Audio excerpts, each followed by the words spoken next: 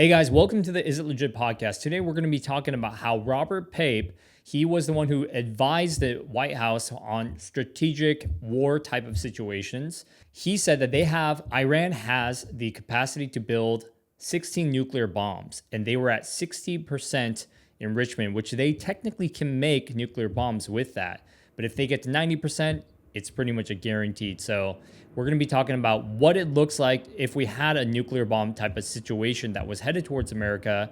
And we're going to be talking about the war and some of the unfortunately devastating effects of what that's going to do to us, our economy. And yeah, so we're excited. Let's get started. Yeah, I mean, right now it's such a precarious time in the world. I think the big question for a lot of people, and hopefully people are keeping track and keeping apprised of the situation, is that why are we in there? What's the reason for us being in Iran? And there's a few theories, but there's a few reasons. And the biggest thing I think we should talk about is the nuclear potential threat. The way we understand nuclear bombs is you take uranium, you enrich it through a process, meaning it gets more concentrated somehow. And as soon as you pass that threshold of 60%, 70%, you start being able to make a bomb of a certain size, a certain strength. And experts say that if you get past the 70, 80, even up to the 90%, it's essentially guaranteed that you can create a nuclear bomb with the right scientists and technology. So, Peter, what do you think is, obviously the public is being told one thing, and maybe there's another thing going on behind the scenes. How are you reading the situation so far? Yeah, you know what? See, this is the biggest controversy right now because, even Charlie Kirk, before he died, he actually have made hints. And this is the weird part, right? He's made hints that we should not go to war with Iran. So a lot of people are saying that they don't have, nuclear weapons. They don't have enrichment centers or whatnot. That's what they're saying. And as you guys may remember, in May, we ended up attacking their enrichment centers, thus destroying, and they're not supposed to have nuclear bombs, by the way, or like materials for nuclear bombs. That's always been the case, right? So we had an agreement many years ago that they are not allowed to have nuclear bombs. And I don't know if that was during Obama's administration, or it's been like that for a while. And the reason why they can't have nuclear bombs is because they are kind of by nature, by their religious, philosophy, kind of like a terrorist nation in the sense that they are about death to America. We're infidels. They want to destroy us, right? And they've even actively said death to America, which is not something that you should say to the most powerful nation in the world. And so that's why they shouldn't be. That's why we made an agreement. You shouldn't be having nuclear weapons. Now, what happened? What we found out was that they did have enrichment centers, that they were at 60%. And this is why, we bombed what they had. The question is, and this is what we actually don't know, do they actually have nuclear, material, right? Those enrichment centers. That's where we don't know for sure. Now, what Robert Pape, who just so you guys know who he is, he's not just some random person. He's the one who briefed presidents, on bombing campaigns, and so he actually worked with the White House. He's not just some random guy, and he says that he feels very strongly that, was it 2 days before the bombings, or maybe a couple of days after? I forget exactly. Before, yeah. So couple days before, they found evidence that they were transporting something very large to some other location. They had a lot of, call it moving trucks, transport vehicles that were moving something very large, and a lot of it about a couple of days before. We don't know where that transported to. That's the unknown right now. And by that, I don't know what else intel that we have. We probably have more intel, but because of that suspicion, we believe that they still have the uranium at the 60%, maybe even more. I don't really know. It could be underground. I don't know how enrichment centers work, but they most likely do still have some kind of nuclear capabilities, and that's why we are attacking them. But there's a lot of people who also believe they don't. And as you know, the head of the counterterrorism, Ken, whatever his name is, Right. Yeah. he came out and said, "Hey, I don't believe in this war. I don't believe that we should be in this war.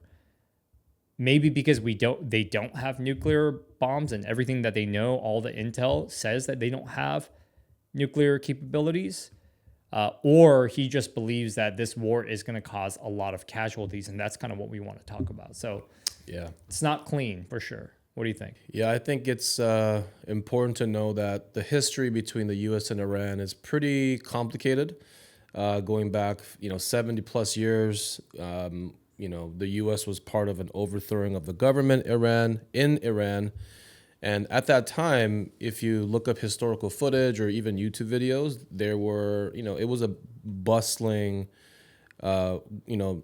society full of scientists and academics. And, they would invite academics from all over the world to study there. And it was a very kind of cohesive, society, kind of like almost like the U.S. And unfortunately, from that overthrowing of the government to them attacking us, attacking them or overthrowing them multiple times, Iran has started to support terrorist organizations, which is a terrible thing. But I think when, yeah, I mean, there's all these jihadists that want to, bring death to the infidels and all these things. And I don't want to, blanket cover people from a nation as a certain type of person, but there's even Iranians, that are from there, that were celebrating the takedown of the Ayatollah, right? Oh yeah, there's a lot of them. And I mean, we're seeing protests, and I mean, you drive on I-5 and you see people on the bridges and whatnot. Right. And it gets more complicated, because the sun. So there's this thing called the fatwa, or like this religious edict that the religious leaders of Iran would say to the public, which is essentially that they don't want to go into a nuclear war. They are religiously against the possibility of enriching uranium, things of that nature. However, you can argue that they were doing it for energy purposes, and they weren't forthcoming with the U.S. and the other nations who were supposed to be in agreement about not enriching uranium for weapons grade purposes. But now, unfortunately, the son who has ascended to the Ayatollah position, the supreme leader position, he is worse. I mean, he is more militaristic. He's more brutal. There's some gruesome details of the things he's done. You could look it up. But it just doesn't seem like that is a good thing to hand the throne to. And that's what we're seeing as well. Yeah, so that's kind of what Robert Pape talks about. He says that they have enough military power, because the narrative that the U.S. government is trying to bring is that these guys are nobodies. Like we are so militarily strong that we can end this war like this, right? They're talking about weeks. They're saying that this is going to be done in weeks. The problem is that they have 1 million soldiers. 1 million soldiers, and about 100,000 of them are like special soldiers, right? So we have about 1 million soldiers, and we're trying to fight them. We may potentially go on the ground, but we're trying to fight them in their territory. It's kind of like Vietnam. The reason why we were so against another war is because of what happened with Vietnam, because we thought, oh, Vietnam's, they're nobodies, right? Finding out that Vietnam being on their territory, the kind of tactics that they use. I saw one clip of what they were doing was they had like a bamboo straw, and they were literally just in the water waiting for the U.S. soldiers with the straw and breathing out. And then as soon as they go in the water, they would pop up and just start shooting them. So in the same way, I think the military power is not something to ignore. Ayatollah's son is a lot more aggressive. And the thing is, and it reminds me of the first Thor, where oh gosh, what's the father's name? Odin. Odin, right?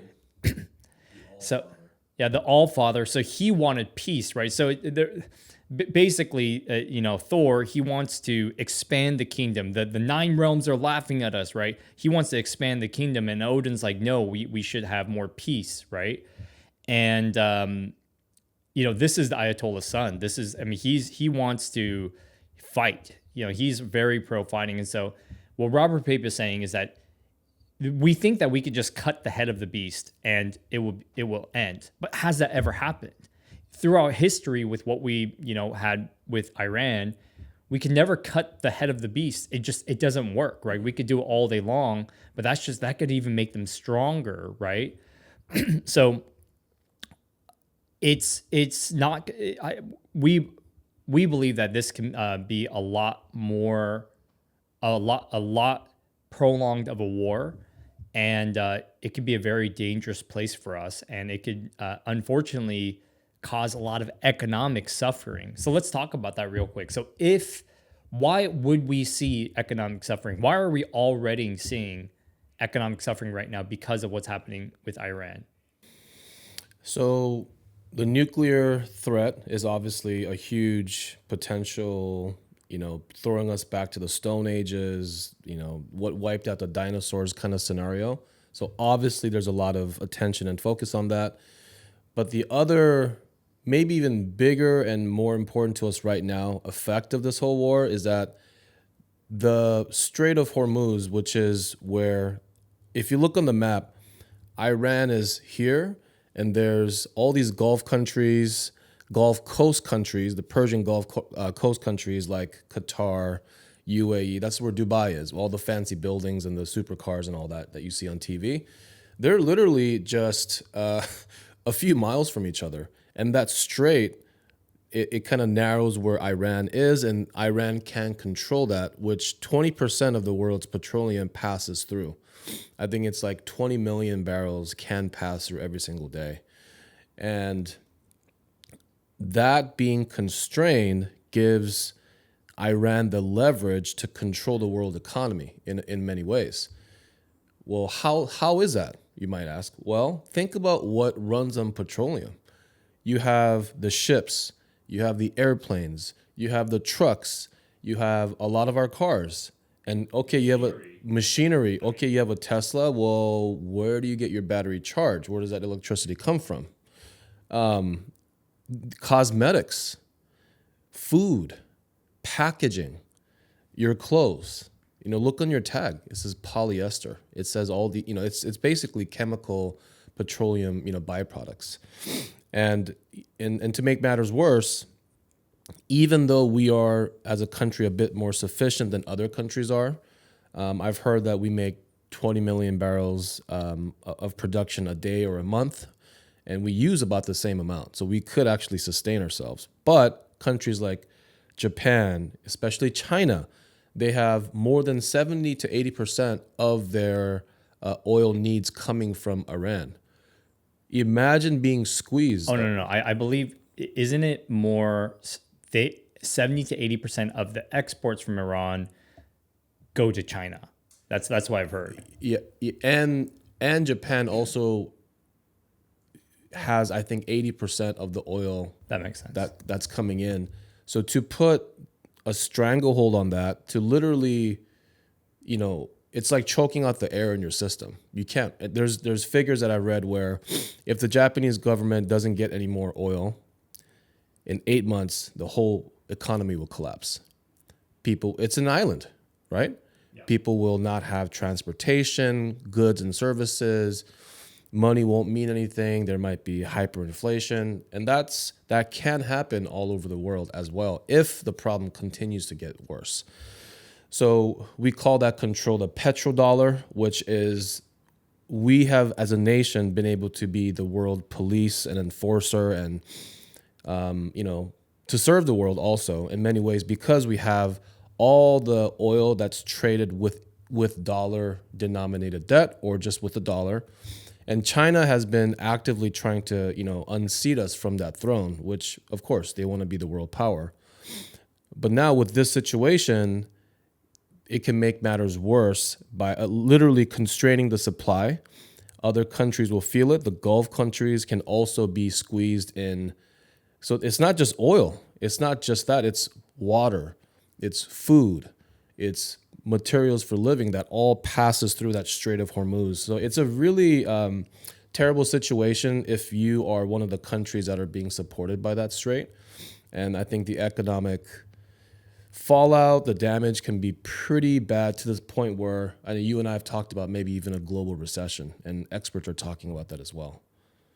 I feel like it's inevitable. I mean, if we're not going to solve something, I mean, we're all so very interconnected, and if we don't have access on that strait, and other countries like even Korea, they're very dependent on that oil. I mean, it's going to cause so many issues. And I know Trump and many others, they're saying, oh, this is going to be ending soon, but that's actually what they have said. I saw clips of how they said that almost in every war. Oh, it's going to be over soon. It's going to be over soon. Because think about it, right? Same thing with the Fed, right? It's like, why would they say, oh, it's going to be fine, whatever? Because they don't want to cause early panic. Because what happens when what if they said, oh yeah, this is going to be a 2-year war, or it's going to be a year war? We're talking about a year of devastation to our economy. We're talking about, because it's all about sentiment, the stock market's going to drop, right? And so that's why we feel like that's happening. Now, could we actually end in a few weeks? Maybe, but I feel like it's pretty doubtful. And it's going to be, people think it's just going to be our gas that goes up. It's going to be everything that goes up. And the problem right now is that, because we don't want everything to crash, why don't we just lower the rates, right? Stimulate the economy. The problem is that when oil prices are up, because oil prices are supposed to go down. I mean, when the economy is really struggling, oil prices are supposed to go down. But if the oil prices are still up, we lower the rates. I mean, that's going to cause massive inflation. So it's the even worse scenario right now, more than a recession, is if we have hyperinflation, right? And the US dollar just becomes worth less. If that happens, then obviously, the BRICS nations and a lot of other nations are not going to want to trade in dollars. The other problems for us in the US is that if we don't trade in dollars, we don't have the money printer anymore, we're done as a nation. I don't even know what our nation would look like. I don't know if it's going to be a second world or a third world, but I could tell you, if we don't have the money printers with how much we owe, and just that's the bigger problem. So what can we do at that point? We can't lower rates. We can't stimulate the economy. We can't print more money. We can't, there's a lot of things that we can't. This is a weird, precarious situation. So, and I feel like Iran is trying to weaken. I mean, one of the things that's going to happen is that they are weakening our economy by, holding the Strait of Hormuz, which, by the way, the reason why we're not transporting, during this war is because they actually attacked one of the ships. And a lot of these guys they're working off of the dollar, right? They're on a paycheck. They're not going to they're not military people giving up their lives. So they're actually just waiting. All these barrels are just waiting and sitting there. And no one's going to go out there, with an active war, because Iran's going to attack them. So it could be very, very, very devastating. I think we're in a very tough place. And I feel like the reason why they're attacking some of these proxy areas, right? Some of these tourist areas, because, a lot of these proxy areas, 20% of their revenue comes from their tourism. And if they attack those areas and make it basically, unable for people to visit and do all that, my goodness, I mean, their economy is going to crash. And I believe what Robert Pape is saying is that they're going to ask the U.S. nation, hey, you need to stop this war right now because we're suffering economically too much. Stop the war right now. So that's kind of like what what's happening, and our strategic positioning in a lot of these proxy areas is going to dissipate. It's going to disappear. They're attacking our embassies. They're attacking the army bases. They're trying to put a wedge between us and these very strategic alliances. So Yeah, I mean, right before we started filming, I told you about how literally in the last couple of days, Israel attacked one of the largest natural gas reservoirs and plants in Iran and decimated literally like a big percentage of the world's supply. I mean, we're talking in a weird way, I've learned a lot about the geography and how things look in the Middle East. And it is so precarious. Everything we think is kind of a given or, like protected. There's so many things in this world that are just precariously hanging on the edge. Just by closing this one strait, 20% of the world, that's a huge amount. Or you can think about the Panama Canal, or all these things that just have such a huge impact on the world economy, and we're just kind of living in this bubble. But before I would like to cover some of the nuclear, fallout or nuclear, situations that can happen. But I do want to ask you: do you feel like you're? I don't know how you felt about Trump in the beginning, or up to this point. But are you beginning to lose faith in the government? Do you feel like Trump is making all these mistakes? Do you feel like, no, he actually has a plan behind this? What's your general feeling on him and his administration right now? I mean, I've said this before, and I'll say it again. I've never really liked Trump as a character, to be honest. I just don't feel like he's a great example of what a leader in America should be. He doesn't really exemplify that. Now, he does have some positive traits, right? The positive traits are that he is, sometimes you just got, a lot of CEOs, you just got to kind of be an a-hole, right? You got to be able to hear a bunch of criticism from a lot of people, but still do what you need to do for the betterment of, whatever your organization. So there are some good aspects to him. Now, in regards to this particular, I mean, we could talk about like immigration and what do you do with that and all this and that. Yet, on this particular topic, this is where I'm at because you're asking whether I approve of, Trump anymore. And the thing is, if all of this is true, which Robert Pape is saying that this is true, if they do truly have 60% enrichment and they transported a lot of that somewhere else in a hidden location in a massive area, right? Iran is not a small area. It's massive, right? And they are continuing to develop this, and their philosophy is, death to America. And their new leader is now, like Thor, the philosophy is we need to, attack. We need to fight.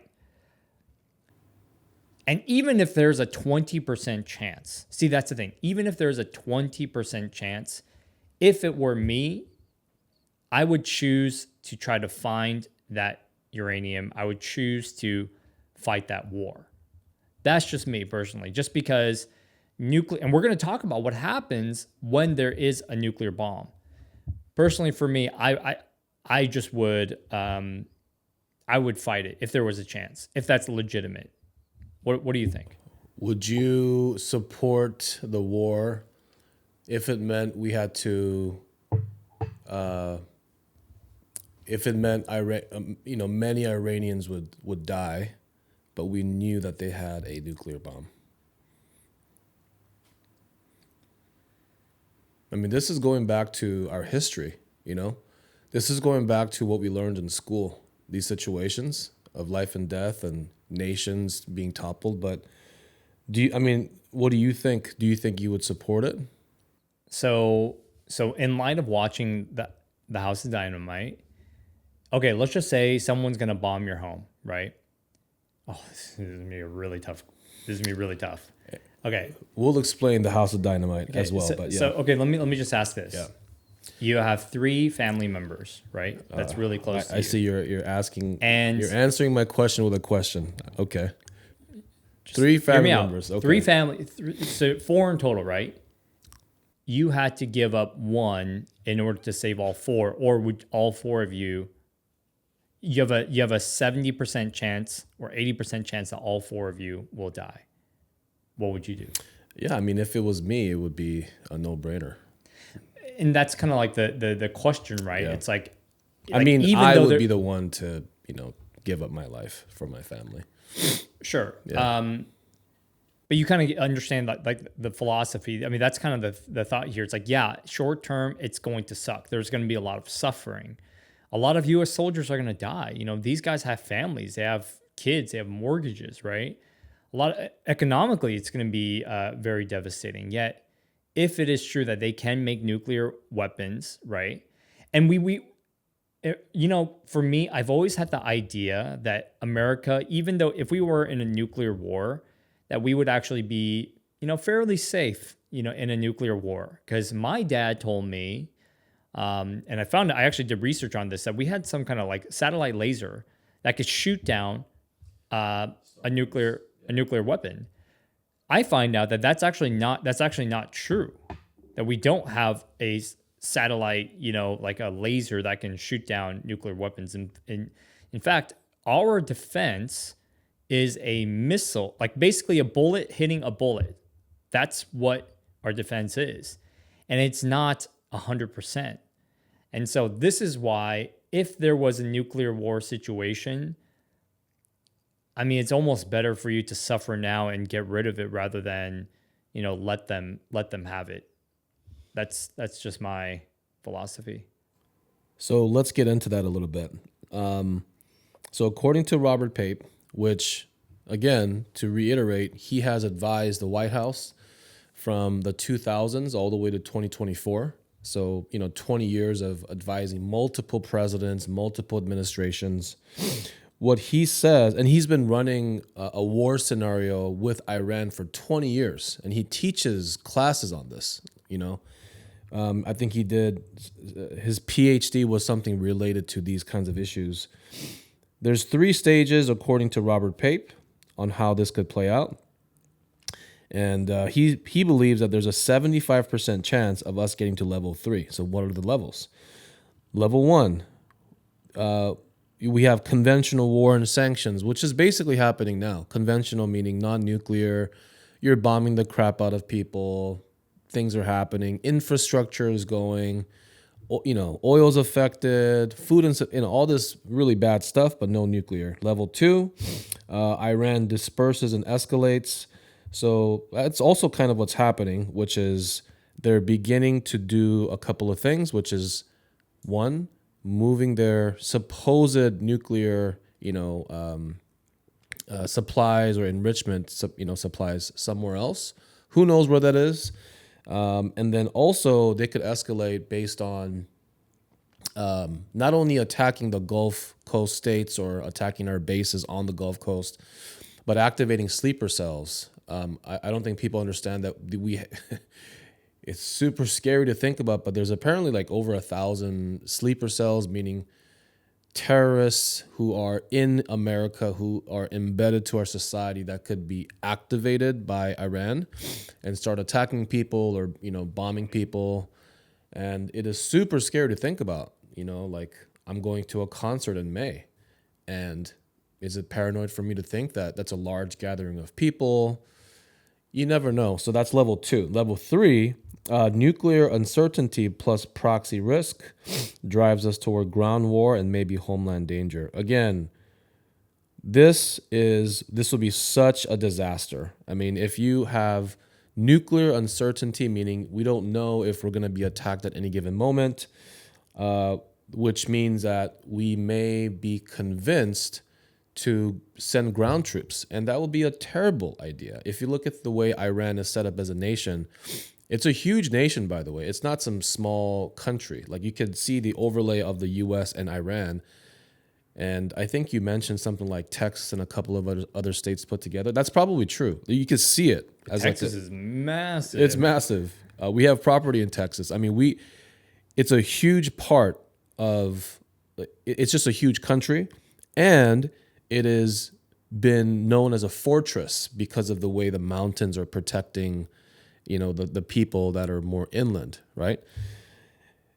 That's a disaster. I mean, I could talk about Vietnam like you talked about. I could talk about North Korea, all mountainous, jungle-y, and really hard to pinpoint where things are. It's not an open desert. There's things that are hiding inside the mountains or the valleys or hidden bases. I mean, there's things that we don't even know or understand. And I would mention the drone technology that they have. And yeah, Iran has been focusing a lot on drone technology, apparently from like 10 plus years ago.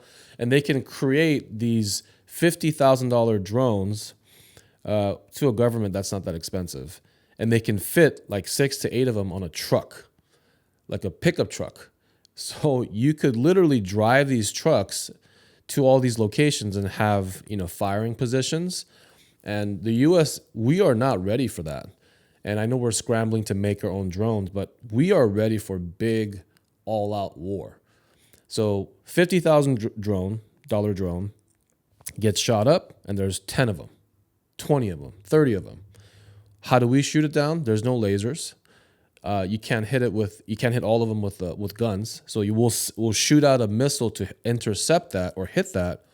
But our missiles cost like $1 million to $2 million versus $50K. So we're gonna go bankrupt. Well, did you hear? And I think the markets reacted that the administration requested for more funding, like billions of dollars, like 20 billion or something of more funding. I mean, I'm not. So we're already at that surprised. place that we're asking for more funding in this war. So then if a nuclear event happens, we see a launch from across the Pacific and it's coming over, and there's a movie that we both watched called The House of Dynamite. Do you want to take people through a little bit of that movie and the premise? Because guys, if you haven't seen this, I think you should see it because it puts you in the emotional driver's seat of what would actually happen if we're going about our day and just something happens and there's a nuclear launch. So tell us a bit about that movie. Yeah, I mean, guys, there's a reason why we had the Cold War, and there's a reason why we ended up having peace. Because if we end up actually having a nuclear war, I don't know if people understand the amount of devastation. I mean, we could destroy the earth, right?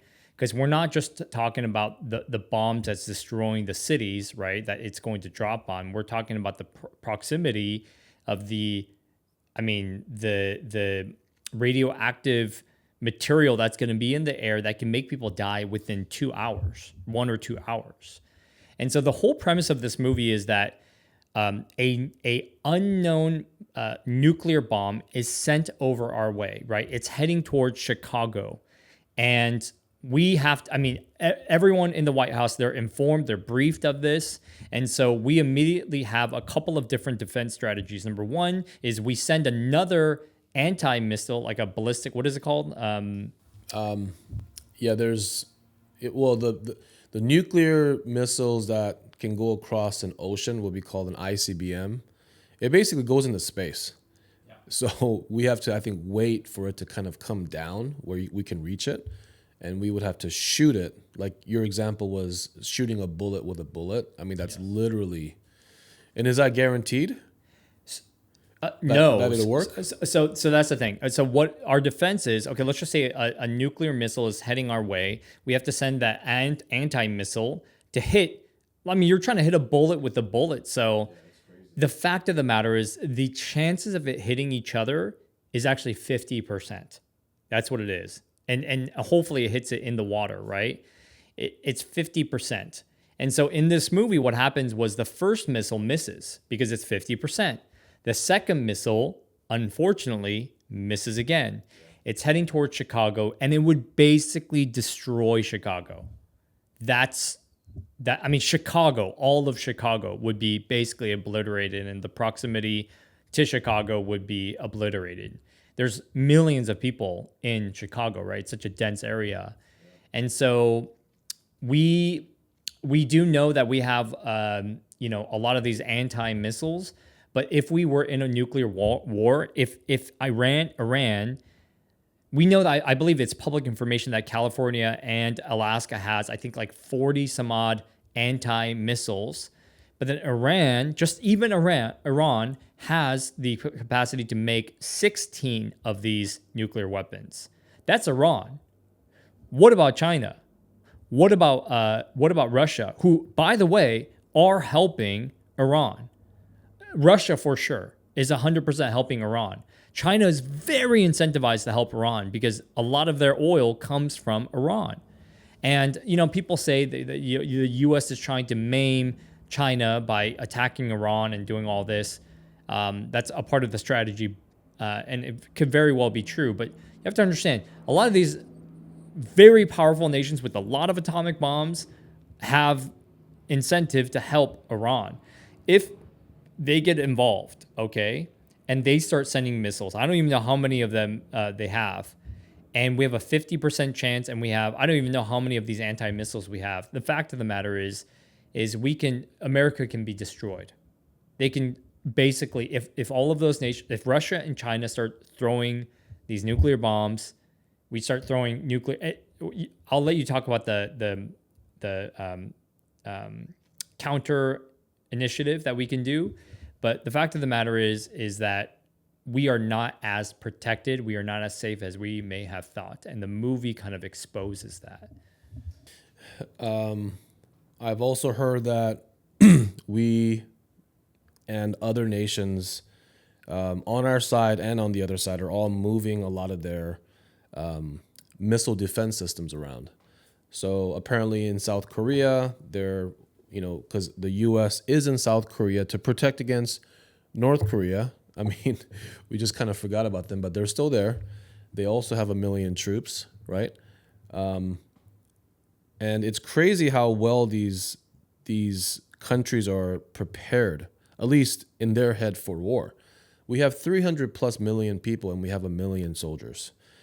Iran has 90 something million, a third, and they also have 1 million soldiers. And I'm sure North Korea is even a fraction of that, and they have 1 million soldiers.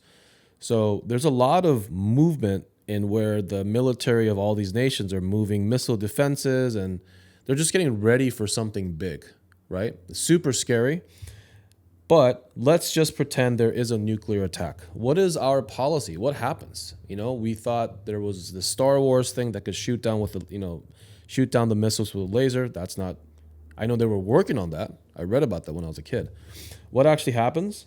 Well, within, I've heard 6 minutes, but apparently within 10 to 15 minutes, the U.S. nuclear retaliation protocol says that the president has a sole authority to order a launch, supported by a rapid decision-making process. Again, the 10 to 15 minutes.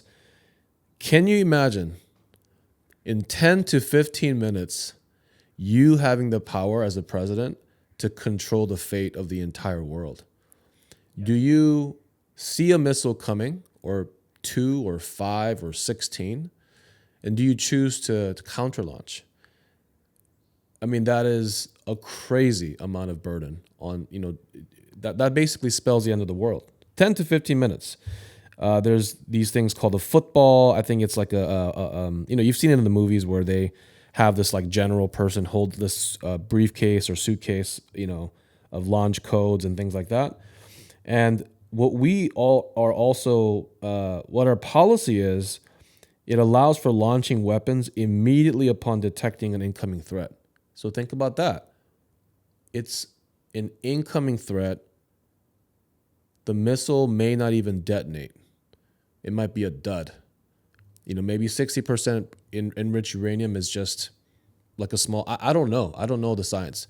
But it doesn't matter what that could do or if the bomb could even go off. We have to fire within that. And there's going to be bombs flying in the air. Okay. There's also the triad or the second strike. So the U.S. maintains land-based ICBMs, nuclear armed submarines and bombers, like stealth bombers in the sky. So we cover land, air, and water. And submarines can provide a hidden second strike capability to ensure retaliation if land losses are complete. So I've seen some documentaries where our nuclear submarines, nobody except us knows where they are because they're just prowling the Pacific Ocean or wherever they're at, right?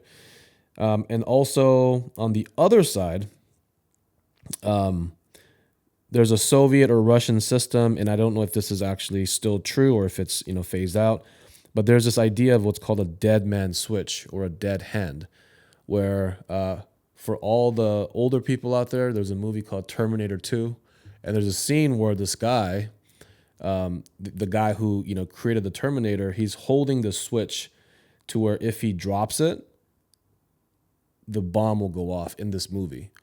And it's called a dead hand switch because if he dies and falls, he will drop the pin on the bomb and the bomb will explode.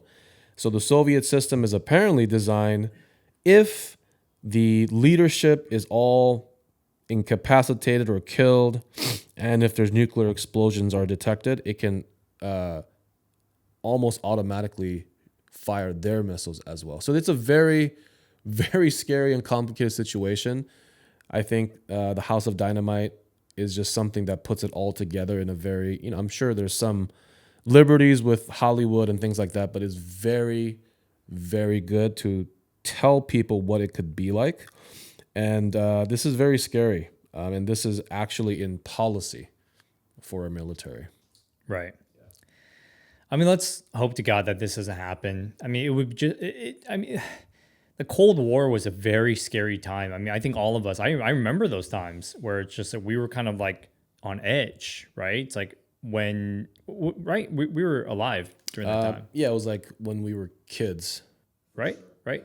I think I remember, I don't know if I remember that, but it was a very scary time. And, it can also be a very scary time because as things escalate, see, that's the thing. It's like, we can see this escalating unless we decide to just stop the war. This is causing too much chaos, too much devastation. But then can we really stop the war? Because if they truly do have nuclear capabilities and this is a terrorist nation, that can be very, very concerning. I've also heard, what's crazy is that I forget who, was it Ted Cruz or somebody actually said in front of Congress or in a public setting that it was Iran who tried to kill Trump. Did you see that? Oh yeah. That was very like open, and I was like, oh, I would think that that's like bigger news, but they are saying that it was them because we didn't really know who it was. It's not just some random kid who tried to kill Trump. No, this was a coordinated effort, a coordinated event, and so if that really was the case, then yeah, they're trying to. I mean, we're in war. I mean, they're trying to take us down, and they're doing terrorist type of activities. And so, if that truly is the case, then we have to. We have to do something, right? So this is why this is such it's a tough spot. It's going to have incredible economic implications, which. Guys, if you guys are listening, I mean, the reason why we're covering this topic is because it's going to affect your pockets. And I'm sorry, it's already hard for a lot of people. A lot of people are already dipping into their 401ks. I mean, that's the big storyline too, that we're already dipping into our retirement accounts, and the retirement accounts have really dwindled down, and we're just we're hoping that the Social Security will be there by the time we retire. But people are struggling. And now with these gas prices, which everyone uses gas besides those who went with electric, but it's not just, even if you have an electric car, everything goes up. Everything gets higher if gas prices go up because we run the world off gas. So it's going to affect us whether we like it or not. AI is also going to affect us. And that's the other thing behind what's going on with the war is that AI is taking over a lot of jobs right now, white collar jobs, by the way, and per Colin Wong is going to also take blue collar jobs, manufacturing jobs, et cetera, et cetera. So there's a lot of horrible things going on in the world, and it's really depressing. And so it's, yeah, I don't know how to end on a good note here, but this is just a sobering time, and this is the reality of the times. It really is a reality. And, we're not here to, I mean, I don't think we have a magic wand in any of this. But what do you think people can do right now? We're asset holders, if we're lucky enough, homeowners, we own property. Some of us, like you and I, were, or some of our friends were literally managing not only our lives, but our kids' lives, our parents' finances, right? What do you think people can do to help prepare and be ready? I mean, first of all, we have to stop living the same lives that we have been doing. If you have a family, you need to do it for your kids. You have to start preparing for your kids. So whether that's, as easy as having emergency kits, and I know this is going to sound really alarmist, but I believe, it's worth a part of your paycheck just to get the basics of supplies, food supplies. There's a food supply thing that you can buy in Costco. It's like $30 to $50, but it'll last for 50 years. And I think it's a 30-day supply, right? Getting some, water like collection, devices and filtration things. I mean, I think it's worth it to get stuff like that, especially in times like these, because if there is a nuclear bomb or they attack they could attack our power grid. Okay. They could attack our water supply. Is it worth it given that, the day may come where you're not going to have water for your kids? Imagine seeing your kid just like dying out of starvation because you didn't prepare. You could have not went to a restaurant, three restaurant, right, dinners, and you could have bought these collection things. I would just get some basics just to prepare in case something like that does happen. And then I would just be a lot more conservative with your money, right? Buy a little silver, honestly. Because if the US dollars does hyperinflate, which I believe they're going to choose that over, there's no other choice. You have to hyperinflate to be able to, pay for things. The value of our dollar can significantly decrease. So whether that's Bitcoin or whether that's, getting some kind of silver or something of value, right? A store of value, I think is important. So, and then with jobs and things like that, I mean, I don't really know. I don't know how this is going to affect everything. Unfortunately, I do believe that if we're not able to get this controlled, which is a very high chance, oil prices going up is going to cause a massive recession. Massive recessions, if you don't remember, equals a lot of layoffs. A ton of layoffs. Companies will not be able to afford you. They will lay you off. And so I would start preparing now economically. Yeah. We didn't ask for this as citizens, but we are in it. And I do believe that having a bit of a defensive mindset around just survival. If you reach out to us, we'll tell you what we're buying. It could be food, it could be water filtration, a lot of camping stuff, really.